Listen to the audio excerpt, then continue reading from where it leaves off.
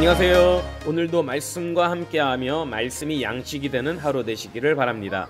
누가복음 16장 17장 말씀 길잡이 시작하겠습니다. 16장 1절에서 13절은 올바른 물질관에 관해 교훈하는 불의한 청지기 비유입니다. 이 본문을 언뜻 보면 청지기가 교묘하게 속이는 종이라고 잘못 생각할 수 있습니다. 왜냐하면 청지기가 자기 직분을 빼앗기면 어떻게 살지 몰라 빚진 자들을 청하여 기름 100말 빚진 자에게 50이라 쓰게 하고 또 다른 이에게는 밀 100석을 빚졌는데 80이라고 쓰게 합니다. 자기 마음대로 일 처리하는 듯한 모습이라 느낄 수 있습니다.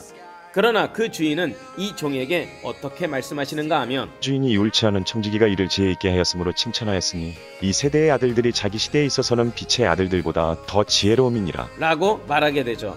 이 청지기가 한 일은 주인이 보기에 잘한 것이었습니다. 그렇다면 무엇이 잘한 일인가요? 이 청지기는 미래를 위한 보장책으로 재물을 지혜롭게 잘 사용하는 것을 주인이 보고 칭찬한 것입니다. 즉, 이 비유의 교훈은 작은 일에 충성된 자가 큰 일에도 충성된다는 것입니다. 지극히 작은 재물일지라도 그 재물을 대하는 자세가 믿음의 발걸음을 올바로 걸어가는 것이며 작은 재물에도 충성된 자가 다른 어떠한 일들에서도 충성할 수 있다는 본문입니다. 16장 14절에서 18절은 바리새인의 위선에 대한 예수님의 책망 및 메시아 시대에 대한 선포의 내용입니다. 예수님께서 바리새인들을 책망하신 것은 예수님의 교훈에 대한 그들의 완악한 반응 때문이었습니다. 예수님이 15장에서 잃은 양, 잃은 드라크마, 잃은 아들의 비유를 비롯해 16장에서 불의한 청지기 비유까지 이야기하셨는데도 바리새인들은 이런 것들을 듣고 비웃었습니다.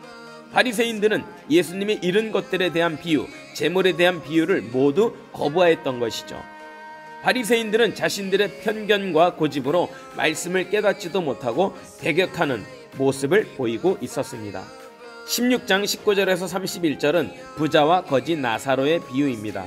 문맥적으로 재물에 관한 앞 문단의 비유와 유사하게 이어지고 있는 듯합니다. 이 비유는 부자와 나사로의 운명이 내세에서 극적으로 역전됨을 보여줌으로써 불을 하나님의 축복의 필수적 상징으로 여기며 가난과 질병을 하나님의 저주의 결과로만 여기던 유대적 사고방식을 철저히 깨트리고 있는 것입니다. 17장 1절에서 10절의 내용은 제자도와 관련된 내용입니다. 제자들이 갖추어야 할 덕목들에 대해 언급하고 있는데요. 바리새인들은 종교 지도자들로서 스스로를 의롭게 여기는 교만한 자들이었습니다. 또한 자신들은 교만과 탐욕에 심각한 죄를 가지고 있으면서도 회개하는 세리와 죄인들을 용서하기는커녕 정죄하기에 바빴습니다. 이와 반대로 예수님의 제자들은 작은 자 하나라도 절대로 실족하게 해서는 안 되며 회개하는 형제를 진정으로 용서해야 함을 가르쳐 줍니다. 그리고 외식하는 자가 아니라 진실한 믿음을 간직한 자들이 되어야 하며 무익한 종으로서의 겸손한 자세를 유지해야 한다는 것을 교훈하고 있습니다.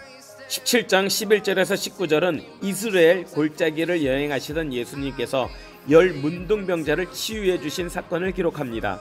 치유받은 10명의 문둥병자가 있었지만 그 가운데 오직 사마리아 출신의 한 문둥병자만이 예수님께로 돌아와서 감사와 경배를 드립니다.